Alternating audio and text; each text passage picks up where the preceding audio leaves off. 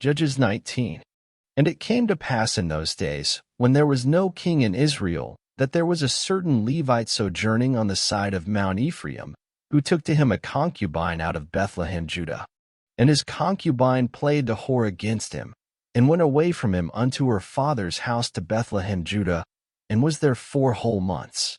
And her husband arose, and went after her, to speak friendly unto her, and to bring her again, having his servant with him, and a couple of asses, and she brought him into her father's house. And when the father of the damsel saw him, he rejoiced to meet him. And his father-in-law, the damsel's father, retained him, and he abode with him 3 days. So they did eat and drink, and lodged there. And it came to pass on the 4th day, when they arose early in the morning, that he rose up to depart.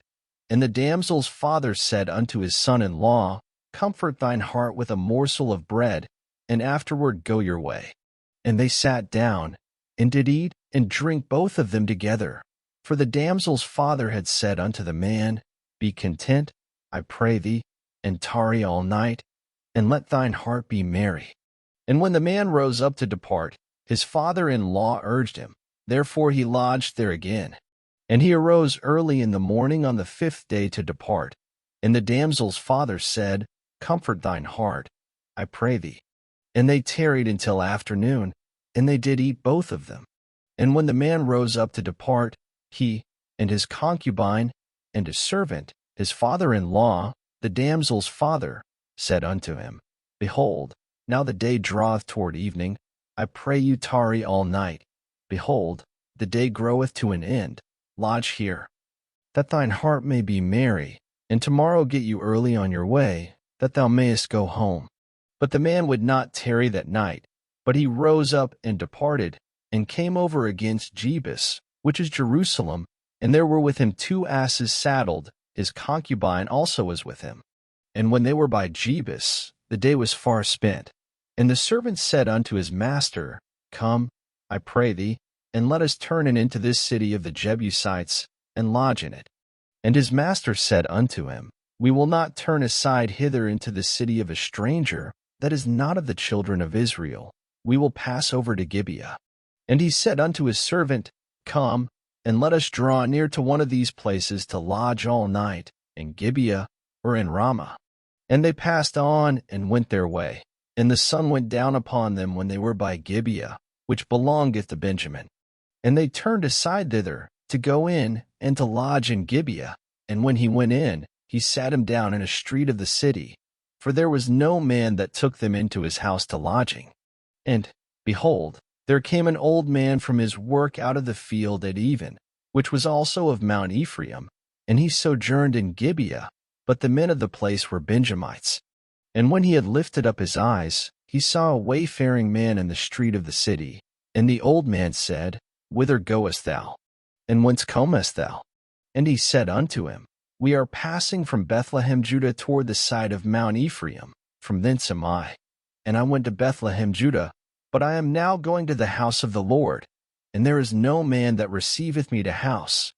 Yet there is both straw and provender for our asses, and there is bread and wine also for me, and for thy handmaid, and for the young man which is with thy servants.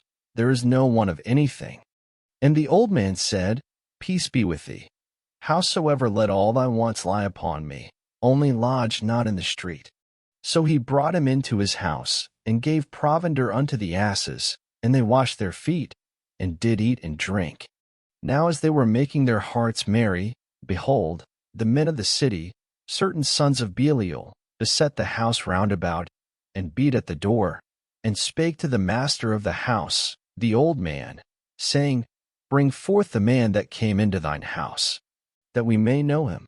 And the man, the master of the house, went out unto them, and said unto them, Nay, my brethren, nay, I pray you, do not so wickedly. Seeing that this man is come into mine house, do not this folly. Behold, here is my daughter a maiden, and his concubine. Them I will bring out now, and humble ye them, and do with them what seemeth good unto you. But unto this man do not so vile a thing. But the men would not hearken to him.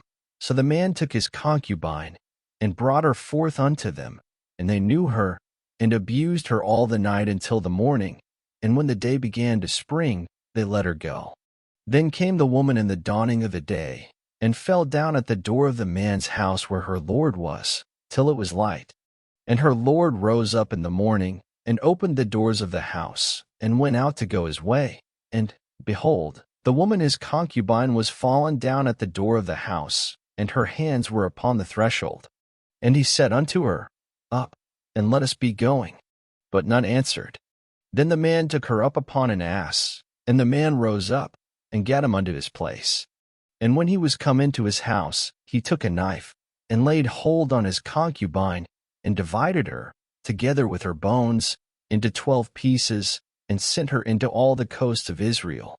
And it was so, that all that saw it said, There was no such deed done nor seen from the day that the children of Israel came up out of the land of Egypt unto this day. Consider of it, take advice, and speak your minds.